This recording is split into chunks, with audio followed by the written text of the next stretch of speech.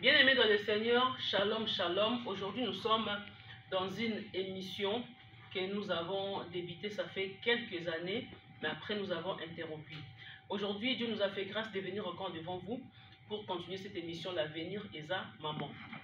J'aime bien cet avenir parce que là, on parle que des enfants, on parle que des progénitures, on parle que des descendances. Ça nous aide à bien encadrer nos enfants, à bien préparer l'avenir de nos enfants. C'est très important. J'aime ça parce que plusieurs mamans n'arrivent pas à bien préparer la vie de leurs enfants. Ils pensent que préparer l'avenir des enfants, c'est bien manger, bien s'habiller. Alors que préparer l'avenir des enfants, c'est la tête. Qu'il y ait des bagages dans leur tête, qu'ils soient bien magasinés dans leur tête, qu'ils aient un cerveau solide, pour que leur avenir soit aussi assuré. Vous voyez, il y a beaucoup de moments, jusqu'à nos jours d'aujourd'hui, qui n'arrivent pas à bien préparer l'avenir des enfants. Ils disent, ils pleurent parce que l'enfant doit bien manger, doit bien s'habiller et tout et tout. Ça, c'est nécessaire vraiment pour le corps. Mais il y a beaucoup d'enfants aussi qui sont bien nourris par leurs parents. Aujourd'hui, ils sont dans la rue. Aujourd'hui, ils sont dans les rues, ils ont un comportement, des habitudes de caractère farouche, des habitudes vraiment très bizarres. Pourquoi? Parce qu'ils n'étaient pas bien préparés dans leur tête. Un enfant, c'est d'abord la tête. Premièrement, ce qui compte dans la vie des enfants, c'est la tête. Quand la tête d'un enfant n'est pas bien posée, n'est pas vraiment basée dans des éléments solides, même s'il s'habille bien, même s'il mange bien, son avenir du demain, du lendemain, sera détruit facilement. Il peut être mal entouré, mais si son bagage était bien construit, la personne saura facilement que l'entourage n'est pas bien et elle pourra facilement quitter cet entourage-là. Alors là, on va en venir lentement, lentement. C'est par rapport à quoi? C'est par rapport à des choses que l'enfant a déjà reçues dans les bas âges, dans l'âge qu'il faut. Et là, il pourra facilement repousser l'entourage qui ne le convient pas.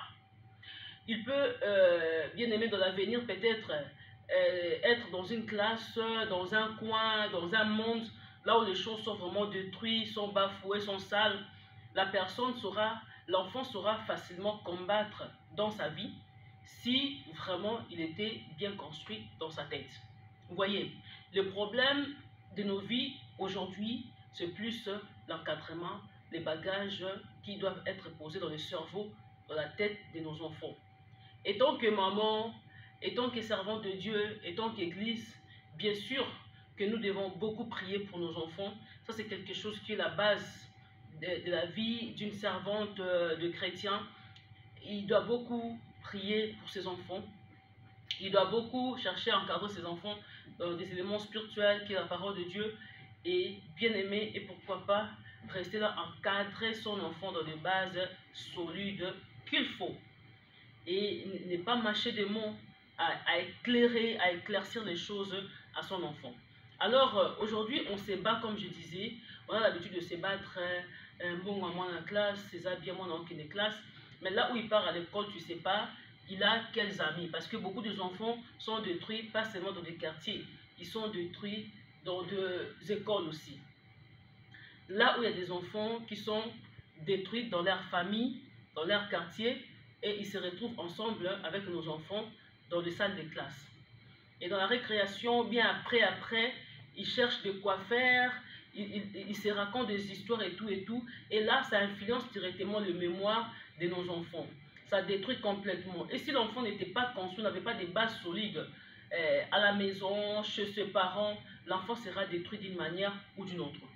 Vous voyez, nous avons tout intérêt à encadrer nos enfants, à combattre pour eux jusqu'à un certain âge.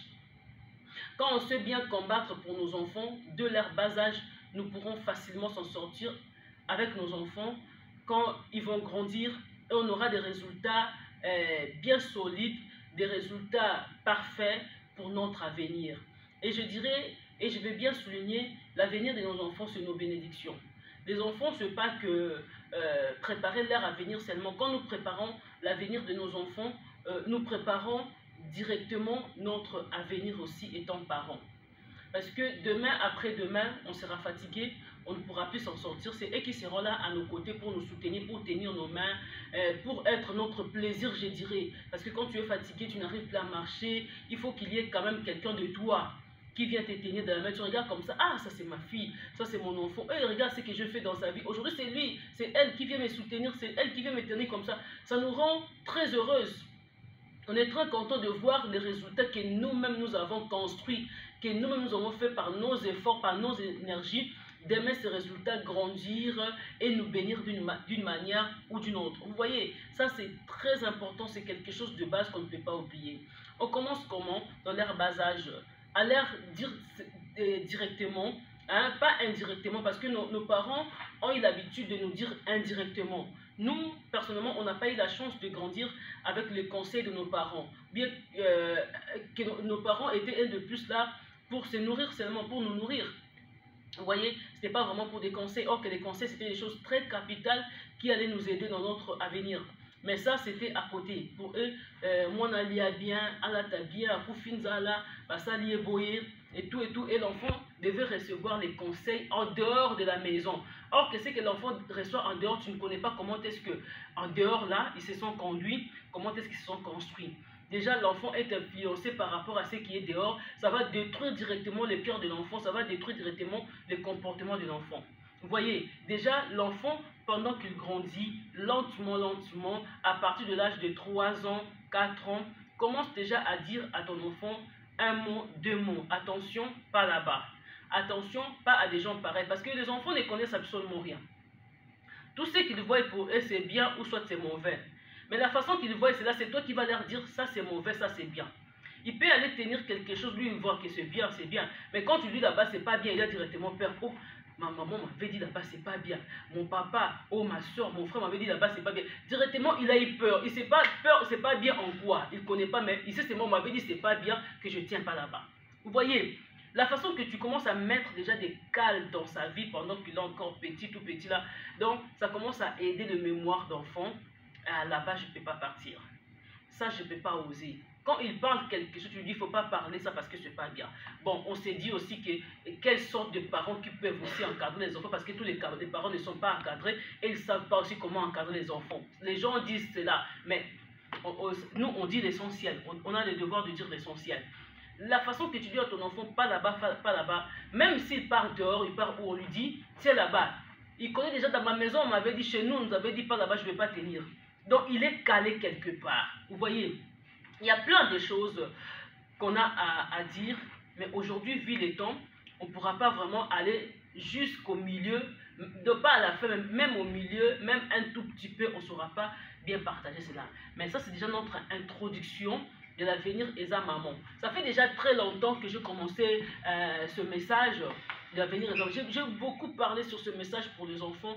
On doit combattre pour nos enfants. Et il y a un autre point à souligner. Beaucoup de mamans aujourd'hui, surtout de femmes seules, elles n'arrivent pas à bien partager les choses. Elles veulent faire leur vie. Elles veulent faire sa vie. Et en même temps, elles mélangent. Elle laisse la vie de l'enfant parce que peut-être elle était trop jeune, elle a eu des enfants, peut-être aussi elle ne sait pas comment faire sa vie comme il faut qu'elle fasse aussi des enfants, alors elle n'arrive pas. Il faut qu'elle fasse aussi c'est celle des enfants, maintenant elle n'arrive pas à partager cela comme il faut. Vous voyez, elle n'arrive pas à séparer, elle les met tout ensemble. Et maintenant elle se détache de la vie des enfants. Donc c'est-à-dire pas se détacher totalement, elle se détache des autres choses. Elle ne sait pas construire la vie des enfants comme il faut parce qu'elle veut faire sa part par rapport à ce qu'elle n'a pas fait avant, bien à ce qu'elle n'avait pas fait avant. Et là maintenant ça détruit complètement la vie des enfants. Là aussi on va en parler parce que les enfants sont notre avenir, sont une bénédiction pour nous. Et sans qu'on n'arrive pas à le faire comme il faut, c'est là où nous pensons que nous avançons, nous tombons. Les enfants vont ramasser des conseils ailleurs, vont ramasser des habitudes ailleurs, des caractères ailleurs. Après, ça va te frapper. Tu ne sauras plus aussi faire ta vie comme il faut. Et c'est là où nous sommes venus vraiment contribuer dans la vie de certains parents, de certaines femmes hein, qui ont des enfants aujourd'hui, mais qui n'arrivent pas à combattre pour eux comme il faut. Parce que cette jeunesse-là, que nous négligeons aujourd'hui, cette jeunesse-là, que nous n'arrivons pas à construire leur vie comme il faut, c'est eux qui seront je ne sais pas, ministre demain, président, docteur demain, et s'ils n'arrivent pas à le faire comme il faut, soit ils le font avec beaucoup de soucis en disant que moi, mes parents n'ont pas pu faire ça, mon papa, ma maman n'ont pas pu faire ça. Regardez, ça va détruire complètement toute une génération. Alors la manière que nous prêchons ici, la manière que nous arrivons à mettre un de plus ici dans vos vies, ça va contribuer dans la vie des générations, ça va aider à une génération de changer. Le changement d'une génération, d'une descendance, ça commence à partir des parents.